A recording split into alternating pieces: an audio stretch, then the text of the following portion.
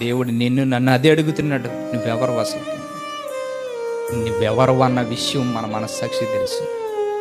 యాకోబులా ఒప్పుకునే మనస్తత్వాలు కావాలి. ప్రభువా నేను మోసగాని, ప్రభా నేను మోసం చేశాను, బాప్తిజం తీసుకునేటప్పుడు ప్రమాణం చేశాను, ప్రమాణానికి నిలబడలేకపోయాను, బూతులాడినాను, అబద్ధాలన్నాను, దేశం ఉండదనుకున్నాను, కలహం కక్షలు ఉండవనుకున్నాను, అసూయ స్వార్థం ఉండదనుకున్నాను, నిర్లక్ష్యం ఉండదనుకున్నాను, సోమరతనం ఉండదనుకున్నాను, నీ గురించి ఏదైనా చేస్తాను, నా ప్రాణం నీకే అనుకున్నాను, బ్రతుకుతే నువ్వు అనుకున్నాను, చస్తే నీ కోసం అనుకున్నాను.